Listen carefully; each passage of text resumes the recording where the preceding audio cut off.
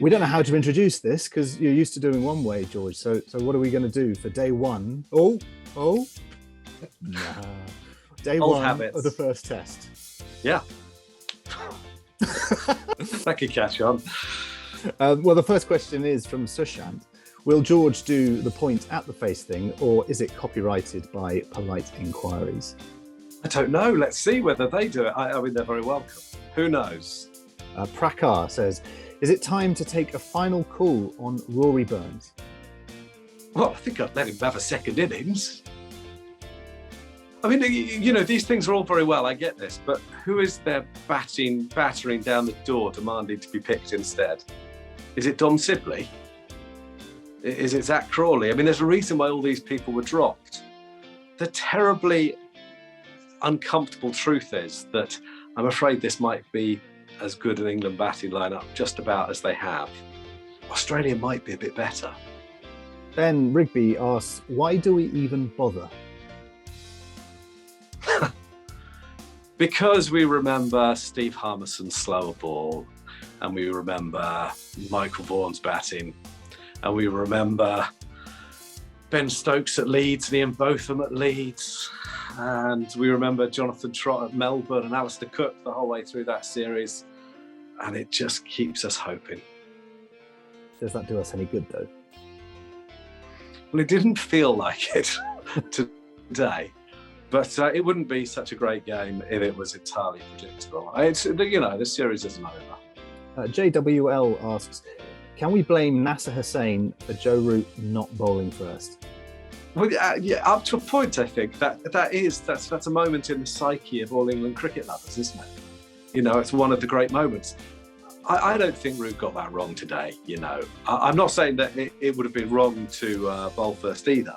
But it was a completely reasonable decision, and we have to be careful not to retrofit.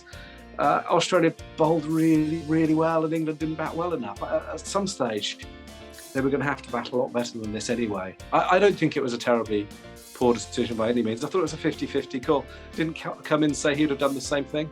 Yeah, he did, yeah.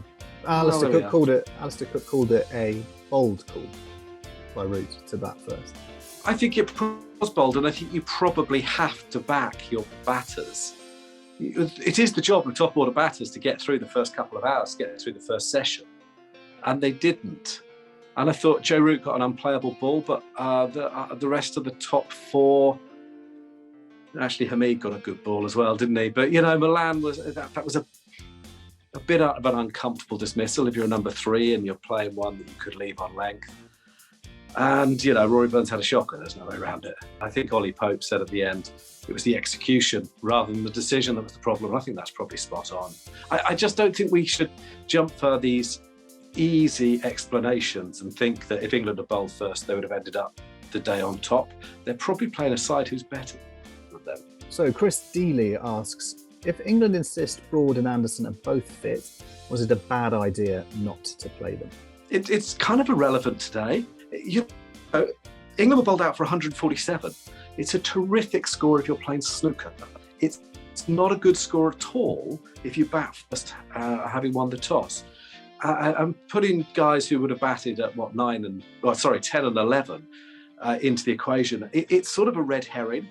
They're terrific bowlers, and we might say tomorrow, should they have played? Yeah, maybe. We might. But today I just don't see that's the issue. Let's not talk about the bowling selections, but actually it's the batting that's letting England down. I don't know, it just feels like a red herring to me. Do you think that it was a fitness-based solution for this test, or do you think that genuinely it was a pre-planned alternative? I think they'd have loved to have played Anderson. Yeah, I think they'd have loved to have played Anderson, I really do. In the original story we did, we said that he was injured. Maybe we should have said he wasn't fit. Maybe there's a subtle difference between those things. I think he's perhaps not completely match fit. You know, they're saying he was fit to play, but they didn't want to risk him because he could get injured. Well, that's not fit to play then, is it? And the Broad thing, I mean, that's quite surprising. It's the third time I think they've left him out, the first test of the series in recent times. You wouldn't say it's particularly worked so far, but it was kind of irrelevant today.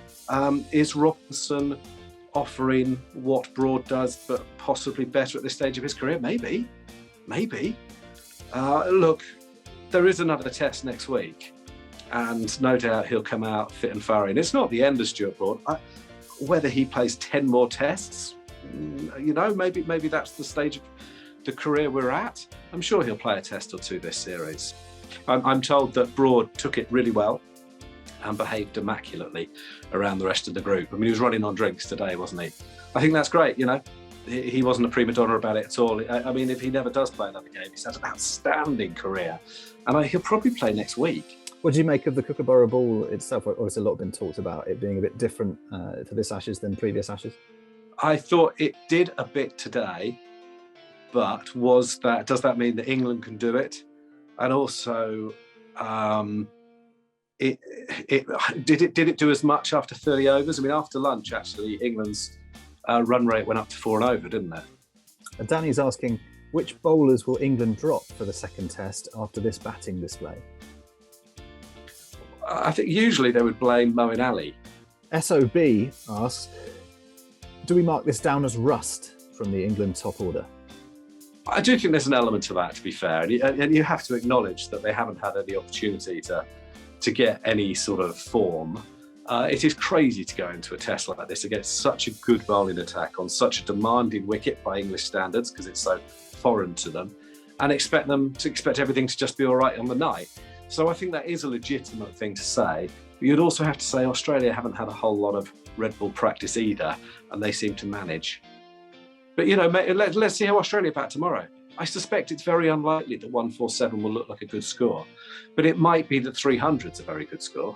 Leo C asks, in the history of cricket, has there ever been an unimportant session?